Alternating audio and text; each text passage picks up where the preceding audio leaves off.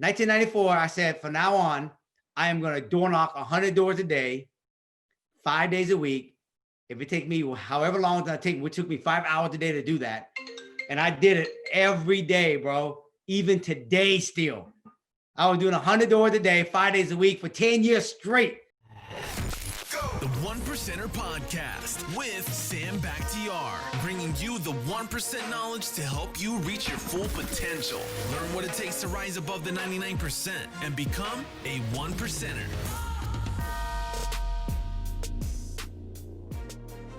Welcome to the 1%er Podcast. This is your host, Sam Bakhtiar, and I have a very special guest because this is somebody who I've been following. I've been watching his stories. And this guy is absolutely killing the game.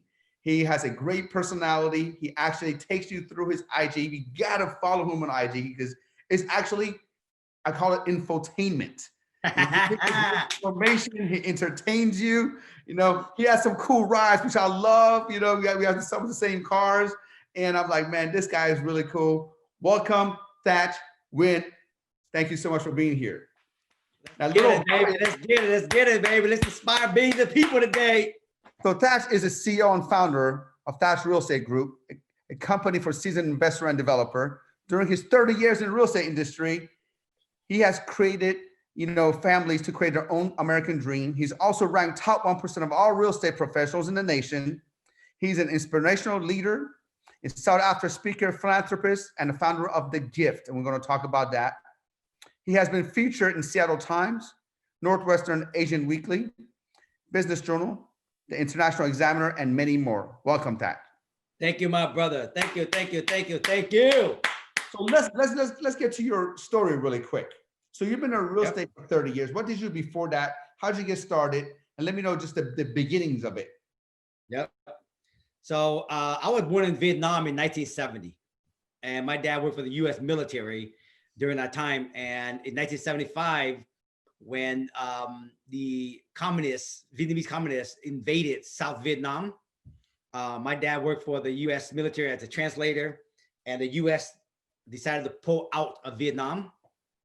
And so the city did not know that the U.S. was pulling out, and they told my dad, hey, you should leave the country with us, because once the Vietnamese communists are going to come in, take over South Vietnam, you working for us, you're gonna probably be killed.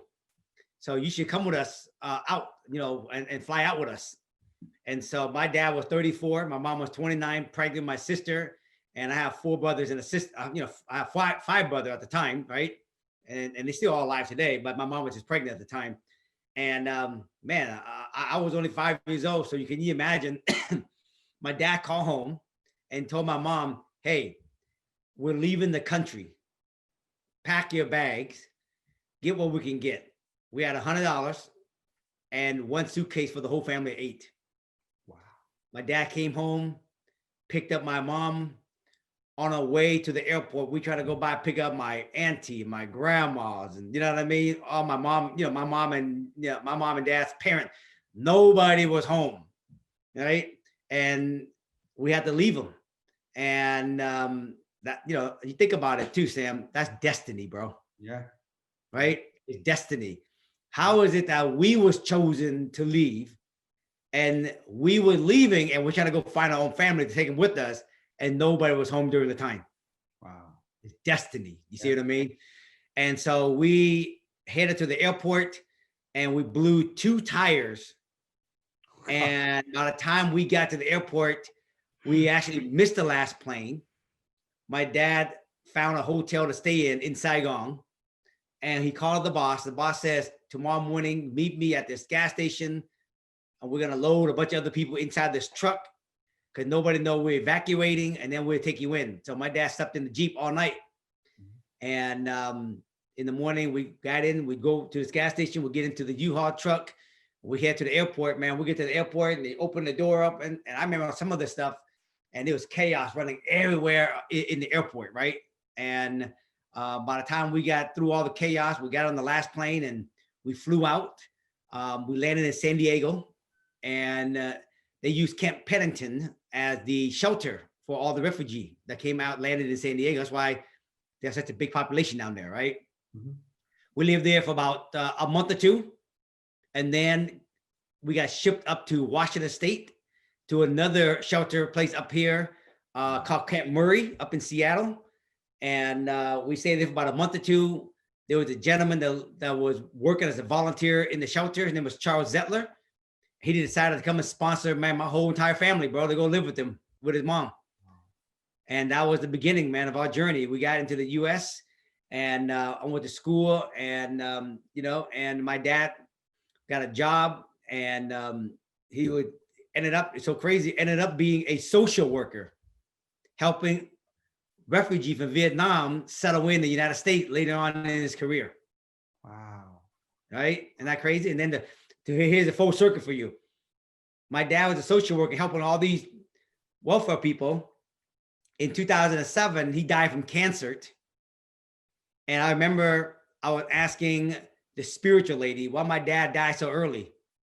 And the spiritual lady said, your dad was in his 60s and he was getting old. And so he passed away so he can give you the baton so you can go out there and make a bigger impact since you're younger. Wow. And that's what I've been doing since, bro. I just been taking the baton and I've been out there doing my thing. And my vision today, Sam, is to inspire and empower billions of people to see that anything is possible by me just sharing my own journey as I'm going through my thing. That's why you see on Instagram, I only share what I'm doing. Yeah. I'm sharing what I'm learning. I'm sharing what worked for me. And so I'm sharing what I'm doing every day. So as I share with people every day what I'm doing, I hope to inspire them, let them see that anything is possible because I'm sharing my own life story, chasing after my own life dreams. And that's what I'm doing today. I love it. And that's why, I always hone in on your stories, man. I always hone in when you pull up to a project, you talk about the project, you talk about the BRRRR method. And it's funny when he said that, I was like, what is he talking about? And I went and bought this book, That's my man. Yeah. I went and bought this book. And then right after that, I went and bought this book, right. And I was studying, and you inspired me to actually get these books and read about it and all that kind of stuff. So when did you first get started in the real estate? Tell me about, I know when I came to America, I have a similar story. I came to America when I was 11, and me and my mom, we had $400 more than you. You guys had $100. I had $500. We had $500 in one luggage, right. And it was tough for me to get into school, back then, we got made fun of because I was a foreigner. Yeah, I had to experience too, bro. All that kind of stuff. So how hard was that transition from coming from Vietnam to all of a sudden coming to a new country, learning a new language, being called names and probably bullied and all that kind of stuff. And how was what did you do, before real estate? And when did you get into real estate? Right. Yeah. No question about it, man. When I was younger, going to school, you know what I mean? You had funny haircuts, you had funny shoes, funny clothes, you know what I mean? Right. We used to go to the food bank, man, and collect food at the food bank, bro. Yeah. The big ass block of cheese with the big ass cereal box that you can eat for fucking like a whole year long, right? You know what I mean? And I've been there, bro. You know what I mean? And I don't forget where I came from. You know what I mean?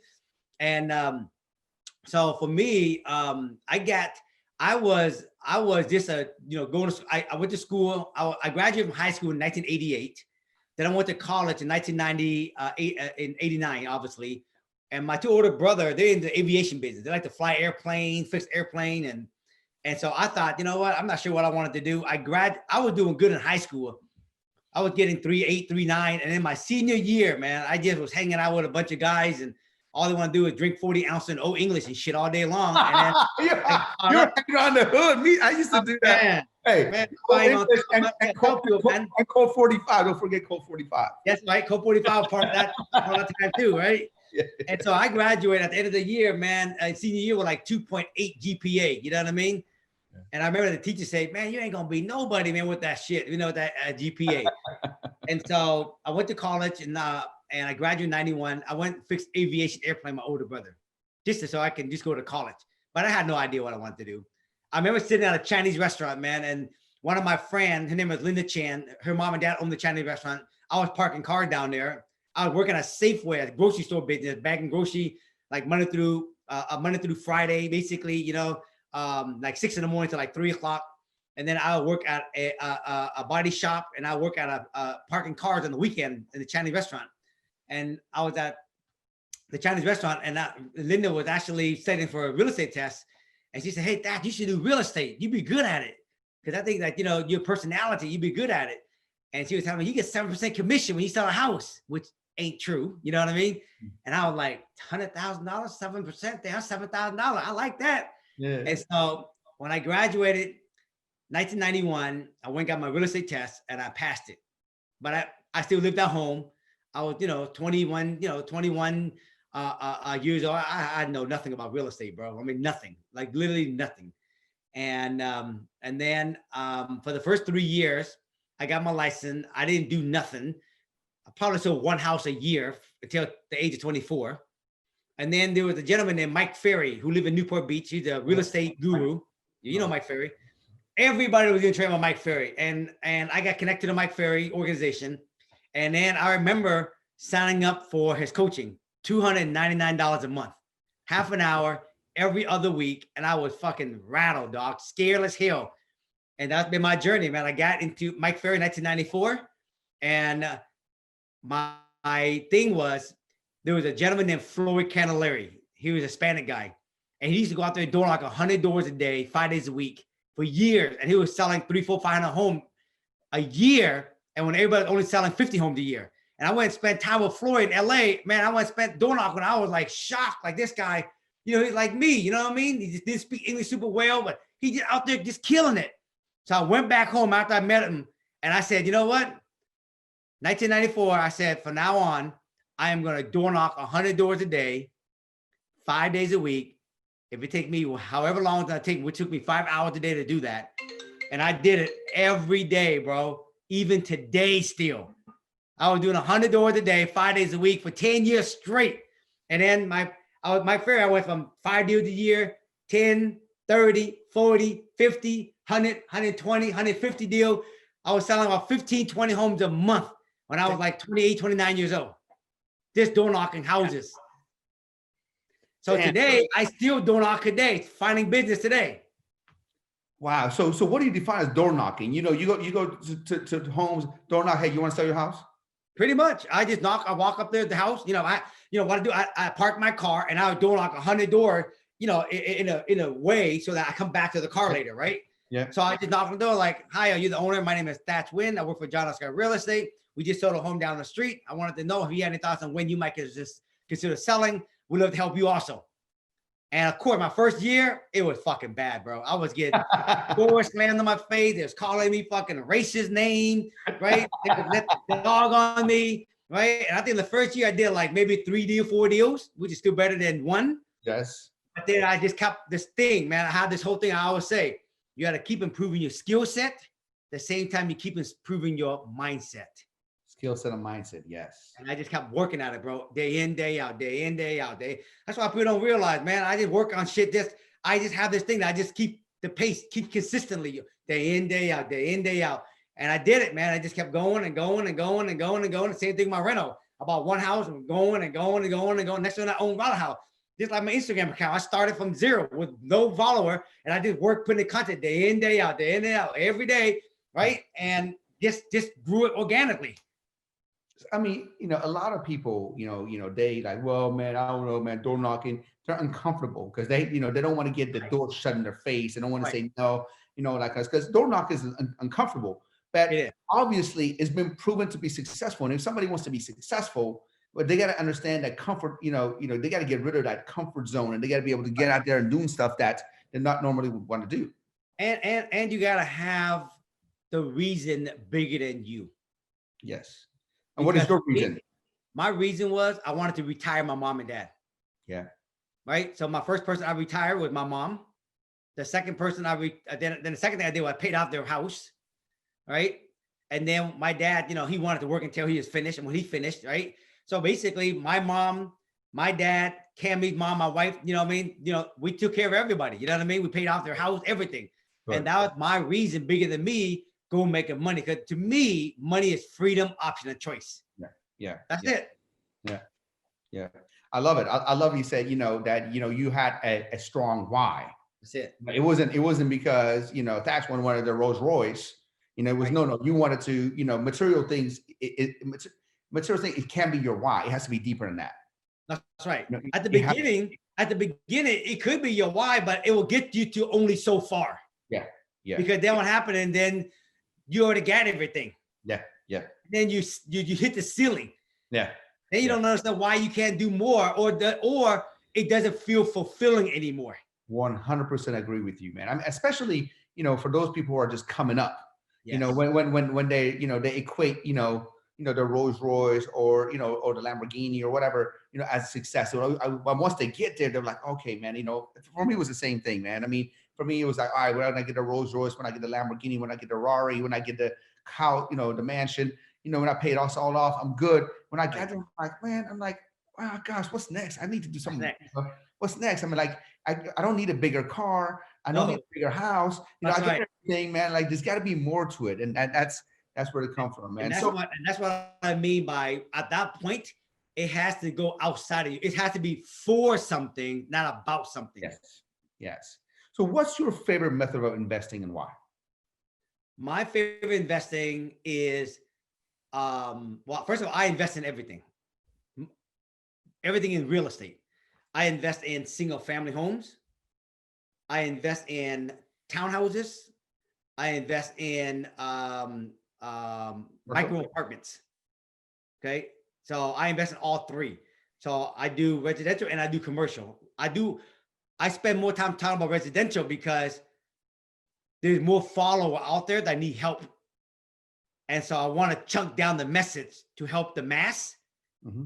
If I talk about apartment building, I will lose most of the people. Yeah. And the apartment building and all the people who does the commercial stuff, they never on social media anyways. Yeah. Right.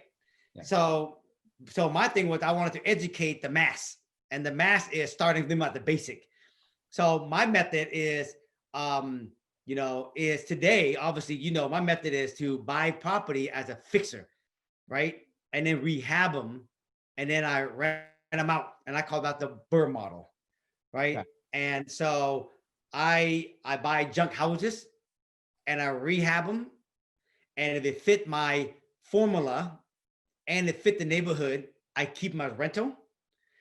I build new construction townhouses. If it fit the criteria, the margin of profit and the rent area, then I build those and I keep those.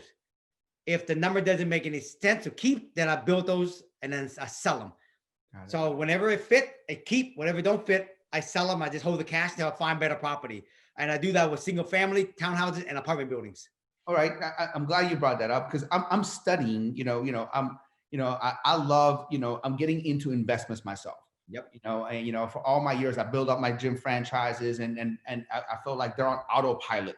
Yes. Sometimes you build a business. It's like a college going, it's like a kid that's going to college. They don't need you as much. It kind of runs by itself, and now you're like, okay, man, I need to occupy myself. So I've been, putting myself to learn more about real estate, more about stock market and all that kind of stuff. So when I'm looking at, your method, yep. There's something that most people say, like, and I know there's, like I said, I'm very novice at this. You've been doing this for 30 years. You're like the seasoned personal trainer, and I'm just like coming to the gym and never worked out before, right? But one of the things that they talk about is, ARV, like you want to get something that's like 75 to 80% ARV and then rehab it, or you want to be able to buy, by the time you're done, rehabbing it, you want the rent to be at least like 1% of what you put in, what they call the 1% rule. What are some of your, numbers that you look for when you're getting into a project like this? What are some preliminary numbers you look for that you can teach us? Yes. So for me, the most basic thing is, I always start people out with, you got to have the end in mind. You got to know why you're doing it for. Yeah. Just like if you train someone with fitness, if you just have someone come in and just like, hey man, help me lose weight. You're like, I can help you lose weight, but what's the purpose? What is the ultimate goal? Why you want it? You know what I mean? And and I know it's really about, it's a lifestyle at the end of the day, not about losing weight, right? So if I were to translate that to lifestyle in real estate, the end game is the lifestyle. Lifestyle meaning at a certain point in your life, right? you have enough passive income that is taking care of you, even if you're just sleeping. I love what Warren Buffett says. If you don't find a way to make money when you're asleep, you're going to work until you die. It's true. Right? Because earned income is different from passive income. Yeah. Okay. Because earned income, you got to keep running on the treadmill. You got to keep motivating your people, your employee. The moment you go on vacation, you're not around for a whole year. If you're not out there motivating your employee, production will go down. Right. So when someone taught me a long time ago, my mentor, he said, at what age do you want to have the option to work or not work? And I was 27 years old when he asked me that question. And I said, at the age of 45, I like to have the option to work or not work. And he said, great. How much passive income would you like to have to live comfortably every month if everything was free and clear? If your house is free and clear, everything's free and clear. And I said, if I had 30,000, I'd be happy, right? A month. So he said, good. What's the average rent in Seattle at the time? It was like, it was like 2,000 a month. Then I said, if you want 25, 30,000, you're going to need about 15 houses bought and paid off by the time you're 45 years old. And it takes time to do that. So my mission was, when I get up and go door knocking, Sam, it was also to help retire my mom and dad, but also to put me in a position so when I'm 45 years old, I can be in Newport Beach like right now for 2 months and not work. And so every day when I get up with someone door knock and I door knock and they say, get the fuck off my porch, you fucking chink, you know what I mean? I tell myself, I'm setting myself up closer to get out of the rat race. Yeah. And that was my end game, right? So that's the first thing. And so when I find a deal today, Sam, I run the number. If the number, let's say $1 million, right? They say the house's ARV is $1 million. The true full BRRRR is that if you can buy the property and rehab it all in a 70% of the ARV, that means you got 30% margin. Right. If you got 30% margin, why it's beautiful is that when you get done, you can go to the bank and can I refi my property? Because usually most guys use hard money lending to buy the fixer. Mm-hmm. Can you refi my property from hard money into 30-year fix? And they say, sure, the most I can give you on a refi is 70% loan to value. Let me get all your money back. Right? So they will finance $700,000, which I'm all in at. But when I went and bought my property, hard money lender, how they charge you is that they say put down 20% of your all-in number. So 20% is 140,000. Yeah. So when you get done, if the bank is going to refinance all 700,000, that means you got to get your 20% back, which is 140. Hard money get their 80% back. So now at the end of the day, you have no money vested in that property, but you got 30% equity in the property. Now your loan amount is 700,000. So the key is you got to get it in the neighborhood where the rent can cover their mortgage and some. Yeah. So to me, that's a perfect BRRRR. That's a perfect criteria. If when I find property fit those, it become part of the portfolio. Got it. If it drop underneath 25%, between 20 and 25, it become a flip. Got it. If it dropped below 20, from 15 to 20, it become a wholesale deal. Got it. And if I'm a real estate agent, if you guys are agent out there listening, if it dropped underneath 15, 10 to 15, I would just tell the owner there's no money in this. Let's just list the property. So when I get a deal, I run my number. Either it's a BRRRR, a flip, a wholesale, or a listing. And I know it by running the numbers. Got it. Got it. So here's after, like I said, when I first tuned into your Instagram and you kept talking about the BRRRR method, and I'm like, oh my God, I got to go, learn this. And this book was amazing. This book, I started getting this, I started amazing. And I went to your website. I couldn't find anything. I don't know if you have, coaching programs and all that. We'll talk about that a little bit later. I want, because you're doing such a great, I'd rather just come to you. I've learned that people who are doing it, some of them, they're like, look, I'm too busy doing it. I don't really have time to teach it. Just watch my Instagram. Right. But I know now that's me, bro. That's me. True, right? And I think you might be in a fulfillment process. It's like, all right, man, let me teach some of these young guys, man, what to do. Cause I was once in their shoes and all that kind of stuff. But one thing that I've learned, reading the book and studying that, and seeing that, seeing all the pros and not so much of cons, because there's only a few drawbacks, the most important thing that I came up with, that's what led me to this other book, was, okay, you said it, you gotta find the deals. Gotta find a deal, bro. You gotta find a deal. You can't do BRRRR if there's no deal, right? And if it's not the right margin. Yeah, right. So how do you find a deal? That's that's where I'm stuck at, because I'm like, all right, so let's just say I got $1 million to invest. Yep. I got $1 million to invest right now. I want to, do a BRRRR. I'm going like this. I'm like, oh my God, man. It's like, we talk, I've learned, I know there's wholesalers, and I've also, learned that there's some nightmare stories that come with that. You got to go with some reputable wholesalers. Yes. I heard that you got to do a lot of advertising, a lot of direct mail, a lot of this. You got to do a lot of door knocking. Is there a way to find, properties for BRRRR that's efficient Yes. Yes. Good question, bro. I'm so glad you brought that up. So most wholesaler, the bigger guys, the guy that you see out the guru that teach about wholesaling, what they do is, like, let's say they take a zip code of LA County, and they will just do a 50,000 piece mass mail out to that whole entire zip code. And hopefully inside that 10,000 home farm zip code, someone has a fixer that might call them back. And then if they're not fixer, those people might call and say, hey, I want to sell my house. When they do the research, they find out it's not a fixer. Then either they refer to an agent, they go and list it.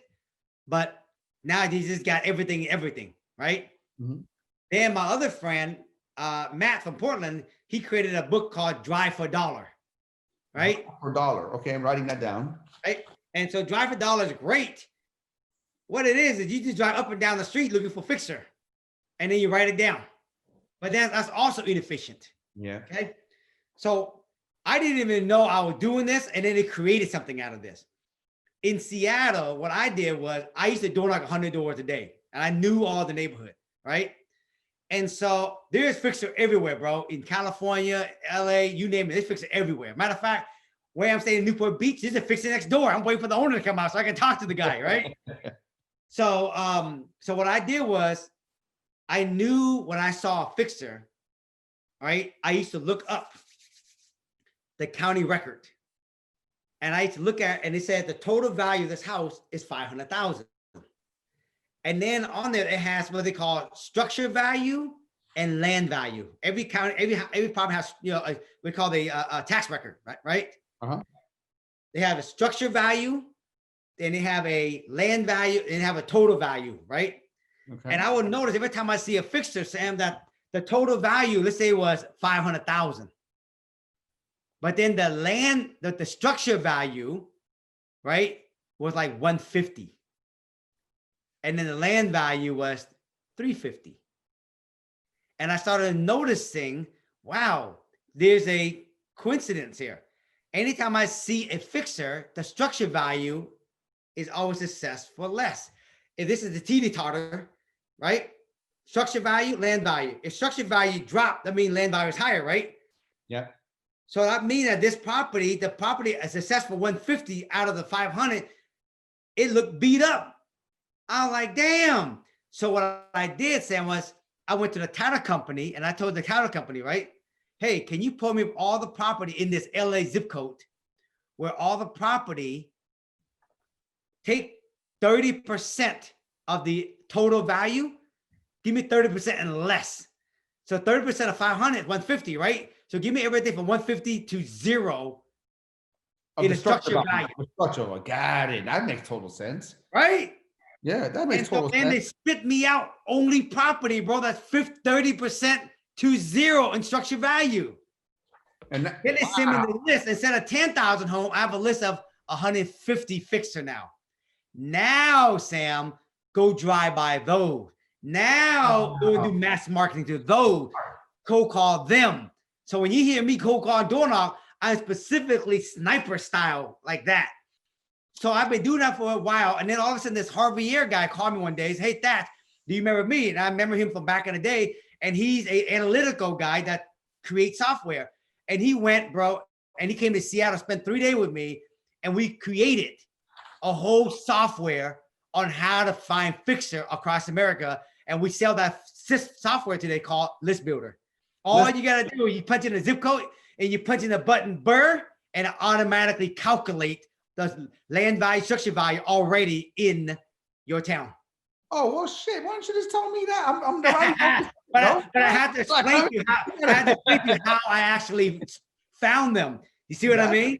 Yeah, that's how you find a BRRRR, bro, without fucking driving the whole goddamn LA County. now here's a question I have for you. You know, like usually, I'm sure it depends on the area because some lands are more expensive than the other, right? You know, but usually in your professional opinion, you know, let's just say, you know, most of the time is the land and the structure, you know, 50%, or what is a normal house that's not a BRRRR? Right. You know, if a house already done, I call it turnkey. Yeah, turnkey. The structure is usually like much higher than the land because the value that most is in the value in the house. Got it. So structure should be more than the land, right? But yeah, way more. If you got a $3 million house, it's probably the land is probably worth $1 million and the house is worth $2 million. Got it. Gotcha. The value is on the house. So when it was reversed like this, Sam, that means the value is more in the land than in the structure.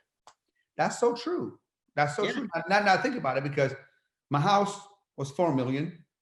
You know, the land was 1 million. The house, that makes sense now. Now, next time you find a junk property, look at the reverse. When it's reversed, that means that they value the land higher than they value the structure. Got it. So now the key is to go find property with the low structure value. When you find them in LA County, Orange County, right? Palm Springs, you name any city, right? Now you got a list of 100 homes here, 300 homes here. Man, you can just go all day, looking for all day long. So now you're door knocking with laser precision. Like that's what I call it now. I call it now you're driving with a purpose. You're mailing with a purpose. Yeah. You're calling with a purpose because you're calling knowing that property need work. So you said the software is called listbuilder.com. Is it? I send it to you later. Yep, okay. List Builder. Okay, and we'll put it in our show notes. Yep. And you know, so people can go in there and subscribe to it and all that kind of stuff. So I assume that it goes to county records, pulls them up, and just spits them right out to you. You don't have to do it. That's right, because not everyone have access to county records. You see what I mean? And this guy Javier, he has a data company that scrape all the data. He does a lot of work for the title company and real estate agent across America. So he took all this stuff, he gathered it, and he created this whole thing. And he came to Seattle and determined, so I can show them, see how this property, see how it's determined like this, see how it's determined like this. He goes, that's fucking interesting. I never knew that. Nobody does it like that, dog. I mean, I've been interviewed by the gurus in real estate wholesaling. And when I drop this knowledge, they go, fuck, that is fucking unbelievable. That is pretty cool, man. I was like, well, this is actually, it makes total sense. You know, it made total sense. If you can have access to that, it's a no-brainer. So walk us through a recent deal. I know, you know, you're always posting on Instagram, and again, if you guys are not following Thach, you got to go do that, man. You got to go follow him on Instagram, man. I mean, is like I say, his entertainment is comedy, you know, borderline. You know what I mean? And you get great information. You know, walk us through a recent deal you did. You know, from the beginning, and tell us, you know, what were some of the things that, you know, some of the beginners need to know. Yeah. So I'll give you a deal I just did, and I did you another basic deal I just bought right before I left to California here recently.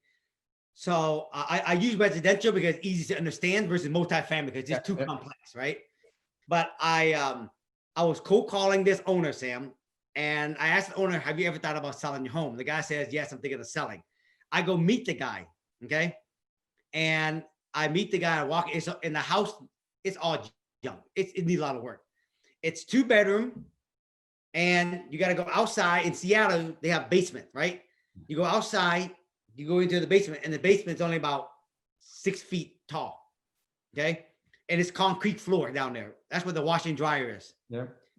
And I bought it for $285,000. Now, someone might say, "Wow, that sounds like a cheap neighborhood." It's not. It's a good neighborhood, but it's a major fixer. It's a 2-bedroom, 1 bath, basically 800 square feet. Okay. And I like buying this. I'm going to tell you why. Because I bought it for what it is. When I bought it, instead of jacking the house up, Sam, I chiseled the floor and I dropped the floor 2 feet deep lower. So I created 8 feet ceiling height. Then I put a door to go from the upstairs into the basement, not going outside. And I added 2 more bedroom, 1 bath. So now I went from 800 to 1,600 square feet house, 4 bedroom, 2 bath house. Wow. Now in that neighborhood, Sam, 4 bedroom, 2 bath, 1,700 square foot home. I know, because I'm a real estate, I seen what 4 bedroom, 2 bath homes selling for, all remodel, they sell for $700,000 all day. So when people go, how do you know ARV? Because when you do the research, you ask if something's already done, right? What are they selling for? Number of bedroom and bath in the area. So I knew when I was buying this 285, and I know the ARV could be 700 if I put 2 more bedroom, right? And so my contractor, I paid 140 grand to rehab the house. I was gonna say, if you probably paid, 150 to 200 to rehab it. All right. So you're into this 25. like 430, 440. Yeah, I was in it for 285 plus 425. I was in it for $425,000. And it's worth 700. Worth 700,000. So again, I used hard money lending to buy that. I put down 20%, which is 85,000. When I got done, right, I asked the bank, can I refi this out of hard money? And they said, sure. They sent out an appraiser. The appraiser comped it for 700, which wasn't surprising because I seen all the comps. So I said, the most I can give you is 70%, which is 490. Then I said, listen, I want to leave all my equity in the property. I don't need the equity. I want to leave it out. I want to keep my mortgage low, right? And I want cash flow. Just finance 425 for me for what I'm in it for. How's your money back? I got my money back. The other guy got his money back, hard money. Now I have a mortgage on for 425. If you take 425, 30-year fix on a 3.5% interest rate, my payment is like, with property tax insurance and property tax and the property management, it's about $2,500. And I rent it for $3,200.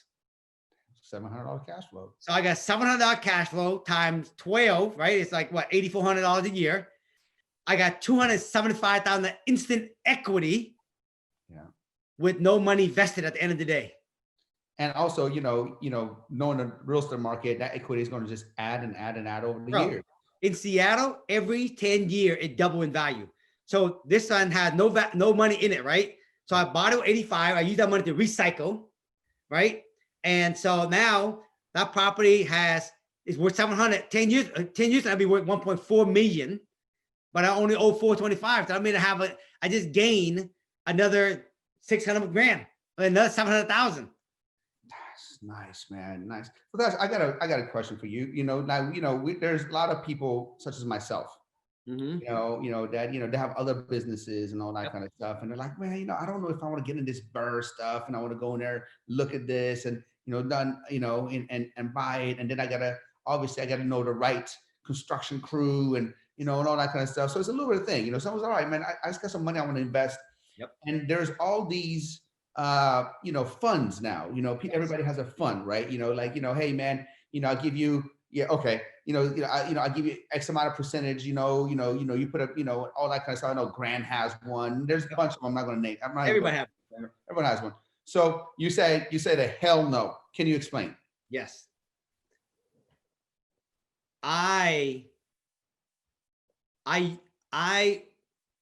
Sometime I raise capital to do big projects.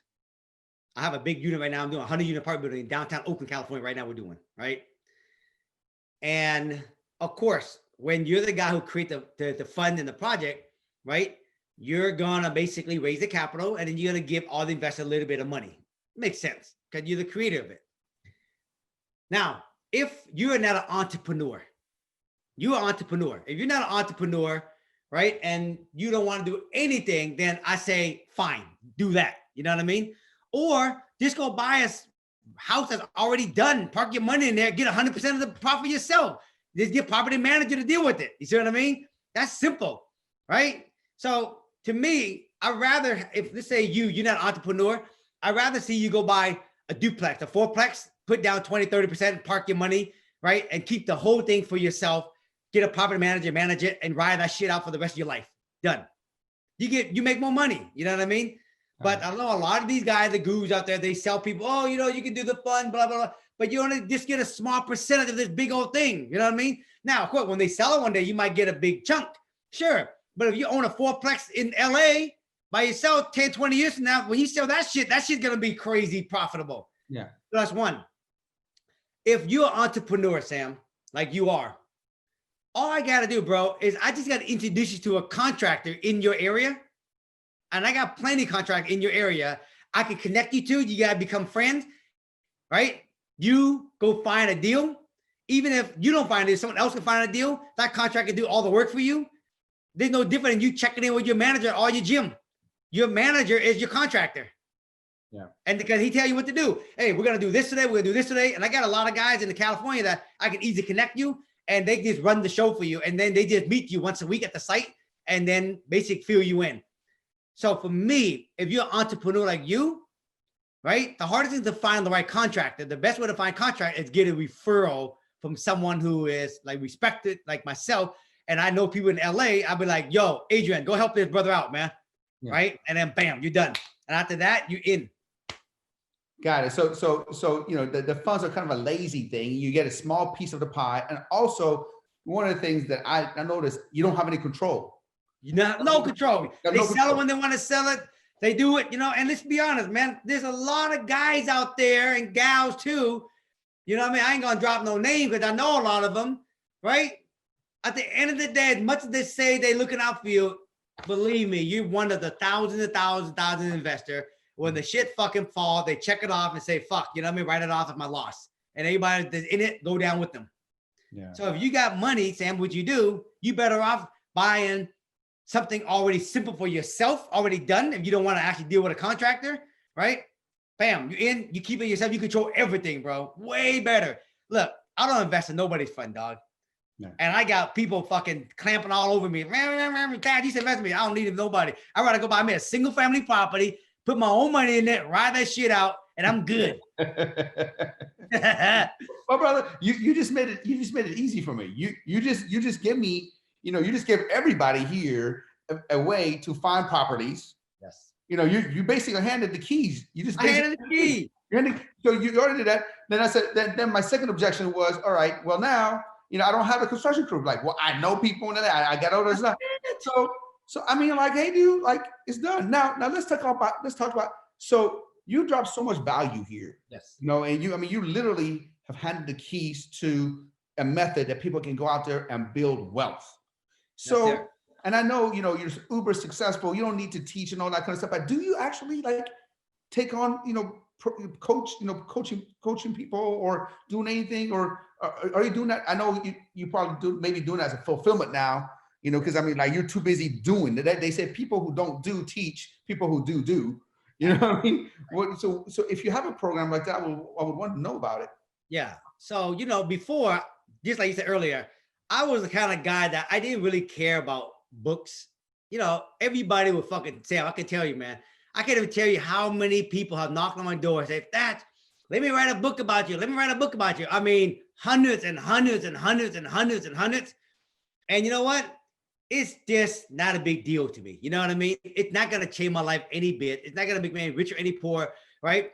But I just love going out there and just living my life. Yeah. Getting on the journey, you know what I mean? And doing my thing. You see what I'm saying? And on my journey, I meet a lot of great people like yourself. And then I give back. Let me help Sam. And then Sam became successful. And right. And all of a sudden, you know, he's telling his friend, all of a sudden his friend, man, you help my friend Sam change his life. Help me. And that's how it was. I never promoted, you know, I was just being me, like what you see on Instagram. And so maybe about a year and a half, 2 years ago, we started a company called Springboard to Wealth, right? And we started taking on people teaching them how to do what I just talked to you about.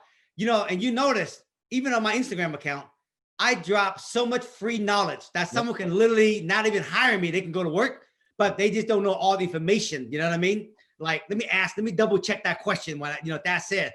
But you don't see any guru out there that drop that much tips every single day. I mean, you know, hey, listen, you and I know the same people out there, okay? Yeah. And I give even this thing I just told you about the structured value, man, that's a game changer, bro. Nobody. Do you know that most of my investor friends that know me, especially in Seattle, said, bro, you drop so much good shit on Instagram. man, you giving up all this secret, bro, how to do this. That's crazy, bro. And I said, listen, man, there's so much business out there, right? I don't even give a shit. You know what I mean? Right. So today, I just teach people that want to basically start from A, like you, and get to a point what I call freedom, option, and choice, which is called lifestyle. Work when I want to work, when I want to work. I call it being out of the rat race. So on this journey, wherever they're on this journey, I help them get to there. And even if someone like you has money that have a little bit of experience, I always start everybody at the beginning, which is the 3 most important things to start out with.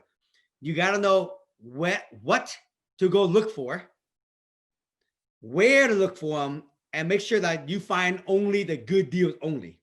Yeah. Then you got to know how to evaluate it in multiple lenses. So when you get it, you can run the number and you can go, is it a BRRRR? Is it a flip? Is it a wholesale? Is it a listing? Then you got to know what to say to the owner when you call them or they call you back when you market to them. You know how to do that, then you tie up the property. If you got money like you will buy them to hold or you buy them to flip them. Okay. Yeah. And if you don't like it, you can call one of your other friends or, part of my posse now. I have a lot of friends in California. If you don't like, you call it that. Hey, that man, I got this deal. I just got this owner and I don't like it, dude. You know anybody? And I refer you to somebody that said, I take it. And you make a little fee selling it to that guy. Yeah. And that don't take any more time of your day. And you still doing your thing because you're an entrepreneur. Yeah. And that's it, bro. And that's how we do it. You know what I mean? And so I'll give you the link also when we get done with this, and you can send everybody to the link on our program. Oh yeah, absolutely, man. I would love to. I will put them in the show notes, man. I don't even know. My mind is blown, bro. Finally I got to talk to you live. You're even more entertaining and more fun live than even on your IG stories, man. Now, personal question. You drove the new Ghost. How you like it?